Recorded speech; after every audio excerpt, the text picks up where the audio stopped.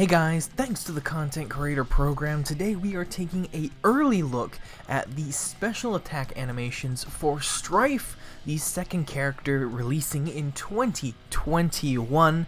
Now this is a guy that, to be completely honest, never heard of before. I am completely unfamiliar with this character, which in some ways is exciting for me because this introduces me to somebody new, and also when it comes to the game itself, I have no expectations going in, so I don't know what to expect.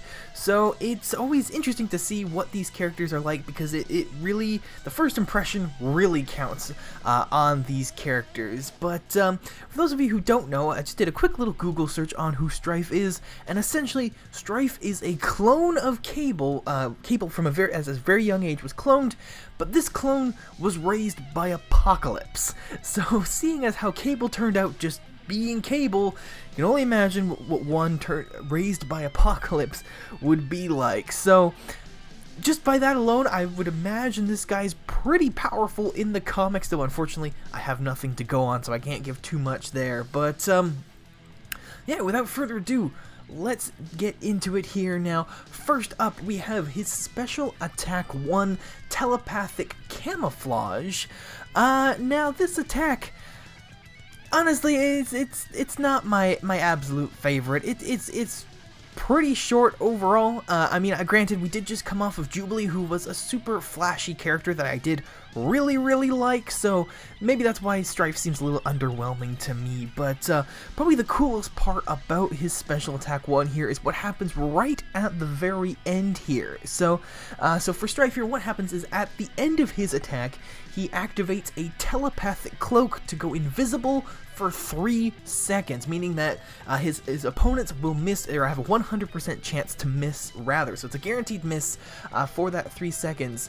However, this cloak will deactivate the moment Stryfe lands an attack, blocks an attack, or the opponent activates a special attack. So it basically saves you for 1 hit, and that's about it. But I mean, in this game, that could mean the world. So that is pretty cool, though. Admittedly, his cloak definitely reminds me of the Hood's cloak at the end of his special 2. They're not his literal cloak, his cloaking ability. It definitely reminds me of that. Even just the animation itself of him transforming into that cloak is very reminiscent of that Hood transition. Though I do like it. I do kind of like seeing it in the blue as well.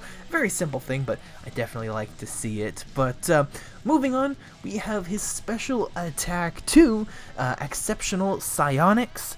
Now, honestly, this is probably my favorite of all of his special attacks, the opposite of Jubilee, where her second was my least favorite special, but the second special for Stryfe is definitely my favorite, just because there's so much to it. There's so many different levels, and honestly, I didn't think with all that armor, I didn't think somebody this big with all that armor would be able to move as well as he does.